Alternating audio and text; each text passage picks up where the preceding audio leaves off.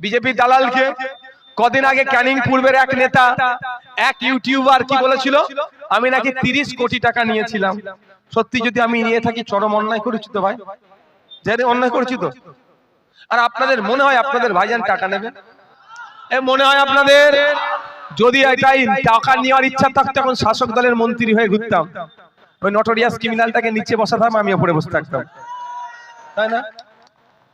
কিন্তু সে কথা কাজ করেছি আপনাদের ভোটকে, আমি ভোটের সাথে আমি বেঈমানি করেছি, আপনাদের ভোটের সাথে আমি বেঈমানি করেছি আর করবো না ভবিষ্যতে, এটা নিশ্চিন্তে থাকুন। এবার আমাকে বলেছে 30 কোটি টাকা নিয়েছি, আমি কোর্টে মামলা ঠুকে দিয়েছি।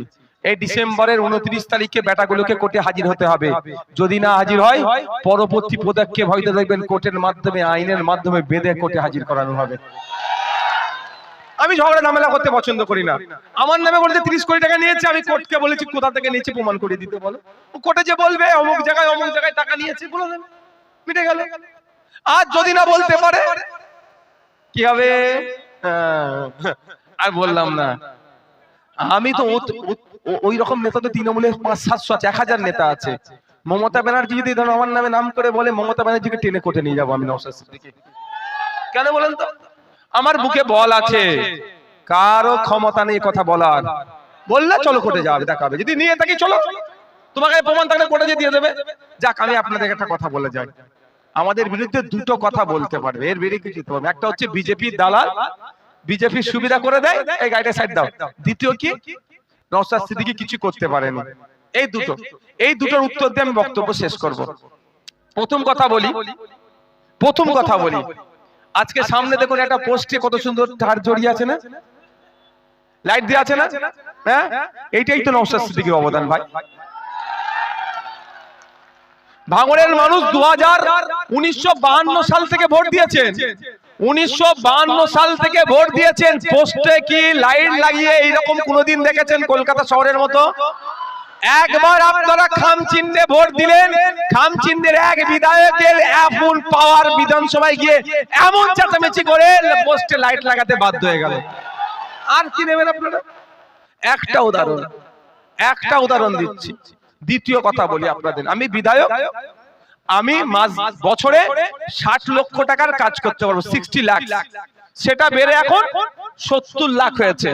2011 থেকে 2023 একটা টাকা বাড়েনি, 60 লাখ টাকাই ছিল।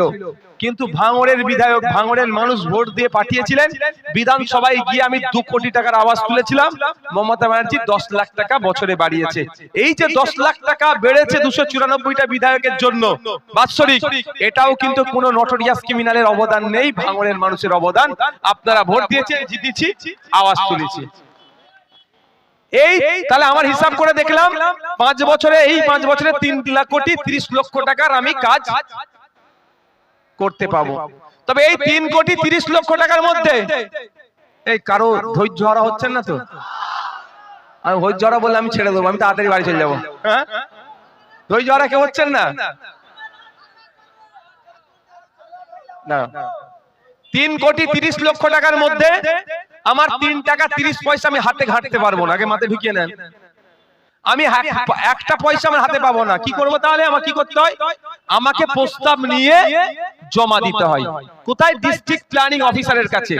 তাকে বলতে হয় এইগুলো আমি করতে চাইছি। সে নির্দিষ্ট এজেন্সির মাধ্যমে কাজ করায়।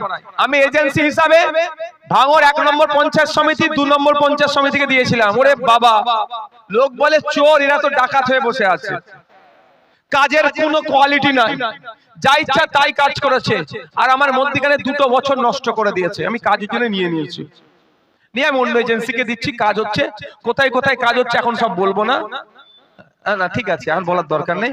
কোথায় কোথায় কাজ হচ্ছে আমি এখন বলবো না, সময়ে বলবো। তবে আমি আপনাদেরকে একটা কথা বলে যাই, আচ্ছা আপনাদের কি এই বিশ্বাসটা আছে তো যে ভাঙড়ের বিধায়ক হিসাবে যত রকম বৈধ কাজ আছে নওশাদ সিদ্দিকী ফেল করবে না? নওশাদ সিদ্দিকী পাস করবে, এটা বিশ্বাস করেন তো?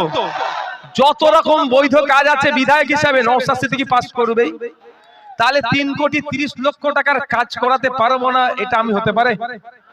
আমি কাজ করাবো বলে অলরেডি আমার কাছে কাগজ রেডি আছে। আমি 3,30,00,000 টাকার কি কি কাজ করতে চাইছি আমি অলরেডি জমা করে দিয়েছি। তো যাতে না ওরা আমার বিরুদ্ধে কিছু বলতে পারে, 1 নম্বর কথা। এবার আসা যাক 5 বছরে 3 কোটি 30 লক্ষ টাকার কাজ। আমি যদি 3 কোটি টাকার কাজ করার ওরা সুযোগ দেয় আমি করব, কারণ আমার হাতে তো এই ক্ষমতাটা নেই যে আমি টাকা দিয়ে কাজ করাবো, ওটা নেই, আপনারা জানেন তো ভালো করে। তো আমি কাজটা ওদের ফেলেছি, ওরা করে দেবে। ওরা তারপরেও বলছি 3 কোটি 30 লাখের মধ্যে 3 কোটি টাকার ওরা কাজ করার সুযোগ দিয়েছে, 30 লাখ দেয়নি। তাহলে 30 লাখ টাকার ক্ষতি কাদের হচ্ছে? আপনাদের হচ্ছে। আপনাদের বলি, এবার হলো 30 লাখ টাকা শুধু কাজ করার সুযোগ দিয়েছে, 3 কোটি টাকার কাজ করার সুযোগ দেয়নি। ক্ষতি কার হচ্ছে? ভাঙড়ের জনগণের হচ্ছে। ওই ক্ষতিপূরণ নওশাদ সিদ্দিকী করবে, নিশ্চিন্তে আপনারা থাকবেন। আপনাদের কথা দিয়ে যাচ্ছি, যদি 30 লাখ টাকার কাজ করতে বাকি থাকে বা যদি 3 কোটি টাকার কাজ করতে বাকি থাকে, আপনারা নিশ্চিন্তে থাকবেন, ভাঙড়ের মানুষকে আমি ক্ষতি হতে দেব না। বাড়ি থেকে নিয়ে এসে ভাই 30 লাখ হতে পারে বা 3 কোটি হতে পারে, ভাঙড়ের মানুষের হাতে আমি তুলে দেব। তবে আমার একটা ভালোবাসার দাবি আপনাদের কাছে থাকবে। দাবিটা কি? ক্ষতি ওরা করেছে, পূরণ আমি করছি, কিন্তু ক্ষতি ওরা ইচ্ছাকৃতভাবে করছে, তো ওর জবাব আপনাদেরকে দিতে হবে। দেবেন এটা? দেবেন এটা? দেবেন তো নাকি জবাবটা? এই জবাবটা কিন্তু দিতে হবে। নিশ্চিন্তে থাকুন, আমার 5 বছর শেষ হওয়ার সাথে সাথে বা 5 বছর শেষ হওয়ার পূর্বেই আমি কি করেছি তার টোটাল খতিয়ান আমি খামে ভরে, খামেতে ওদের অ্যালার্জি, তো ওদের পদ্ম ফুলে অ্যালার্জি নয়, ওদের খামে অ্যালার্জি, ওই জন্য খামেই ওদের দেবো। খামে ভরে প্রত্যেকের বাড়িতে বাড়িতে আমি পাঠাবো আমি 5 বছরে কি করেছি, খুলে দেখে নেবেন। আর যদি বাড়িতে পাঠানো সম্ভব না হয়ে ওঠে, আমি কথা দিয়ে যাচ্ছি, আর একটা মোড়ে মোড়ে বুথে বুথে বড় বড় ব্যানার করে 5 বছরে আমি কি করেছি সেগুলো কি করব, টাঙিয়ে দেবো। আপনারা দিনের বেলা সাধারণ মানুষ দেখবেন, তৃণমূলের লোকেরা তো লজ্জায় দেখতে পারবে না, অন্তত রাতের অন্ধকারে এসে মোবাইলে ফ্ল্যাশ লাইট জ্বালিয়ে দেখে নেবে যে আমি কি কাজ করেছি। তাহলে কোনো অসুবিধা নাই, তাহলে একটা জিনিস ক্লিয়ার হয়ে গেল, এই এমএলএ কি করেছে 5 বছরে শেষ হওয়ার সাথে সাথে বা শেষ হওয়ার পূর্বেই বাড়িতে ভাই কাগজ চলে যাবে। এবার আসা যাক বিজেপির সুবিধান কি করে, ইফতার করে, ফলের দাম বেড়ে যাচ্ছে, কমানোর গল্প শোনায় না, কিন্তু নওশাদ সিদ্দিকী রমজান মাসে ফলের দাম কমানোর বলে চিৎকার করে। তো তাহলে কি আমি একটা নির্দিষ্ট দলের হয়ে কথা বলছি, ধর্মের হয়ে? হতে পারে। তাহলে আমি আপনাদের বলে দিই, আমরা সেকুলার ফ্রন্ট করেছি, ইন্ডিয়ান সেকুলার ফ্রন্ট। মানুষের কথা বলবো, অধিকারের কথা বলবো। যদি হিন্দুর অধিকার হনন হয়, হিন্দুর পাশে দাঁড়াবো। মুসলমানের অধিকার হনন হলে মুসলমানের পাশে দাঁড়াবো। আদিবাসীর অধিকার হনন হলে আদিবাসীর পাশে দাঁড়াবো। বৌদ্ধের অধিকার হনন হলে বৌদ্ধের পাশে দাঁড়াবো। যার অধিকার হনন হবে তার পাশে দাঁড়াবো। তার ধর্মীয় পরিচয় কি আমার দেখার দরকার নেই। তো আমি প্রতিবাদ করেছিলাম তো দাম কমানোর জন্য, তারপরে নড়ে চড়ে বসে কিছু জায়গায় একটু অভিযান চালিয়েছিল। এই কদিন আগে লাস্ট ধানতেরাস উৎসবের দিনে আমি একটু গুগল সার্চ করে দেখছিলাম সোনার ঘড়ি কোথাও কত, 1,28,000 টাকা 10 গ্রাম 24 ক্যারেট সোনার।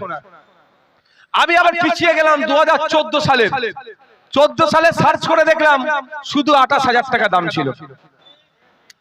তাহলে বলুন মোদি হিন্দুদের ভালো চাইছে না হিন্দুদের ক্ষতি করছে? আমি এটা প্রমাণ দিচ্ছি।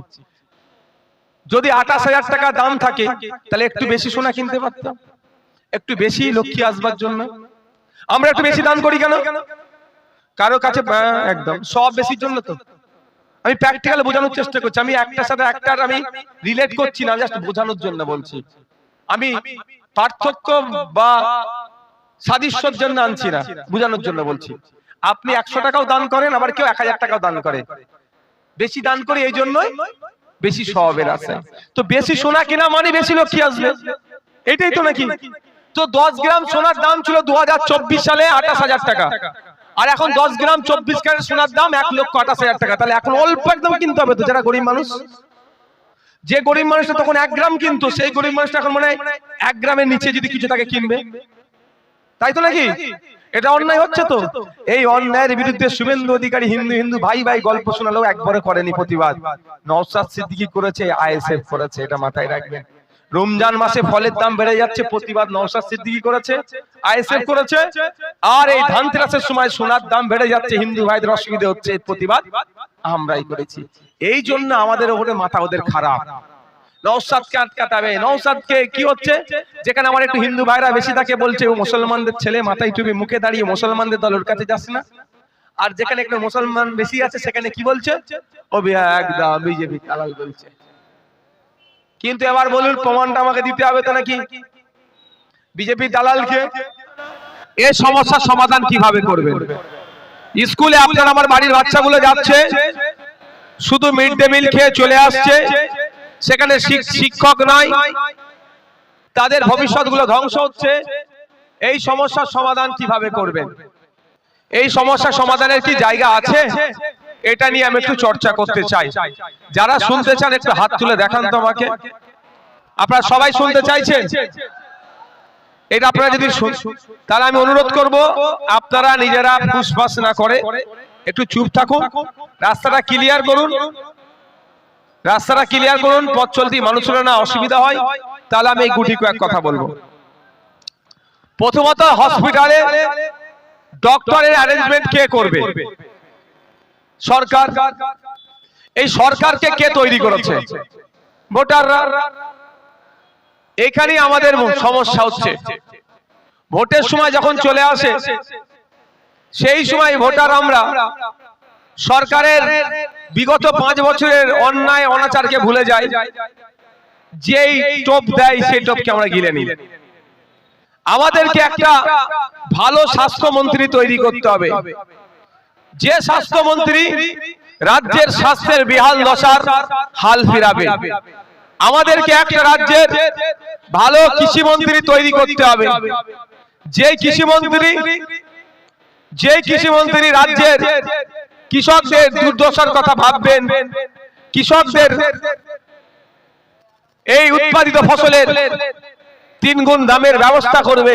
সেই ধরনের একটা কৃষিমন্ত্রী তৈরি করতে হবে। এই বেকার ছেলেদের কাজ নয়, বেকারত্বের জ্বালায় জ্বলছি আমরা। এই বেকারত্বের যন্ত্রণা থেকে যদি দূরীকরণ করতে চান, তাহলে আমাদেরকে একটা লেবার মিনিস্টার অন্তত সঠিক তৈরি করতে হবে। সর্বোপরি আমরা যে সরকারের আন্ডারে আছি, জনগণের সরকার তৈরি করতে হবে। আমরা সব করছি, সরকারটা জনগণের করতে পারছি না, ফলে সমস্যাটা এখানে এসে দাঁড়াচ্ছে। আমি আপনাদের বলি, আমি আজকে এর আগে ভগবানপুর অঞ্চলে একটা আমার প্রোগ্রাম ছিল। ভগবানপুর অঞ্চলে প্রোগ্রাম ছিল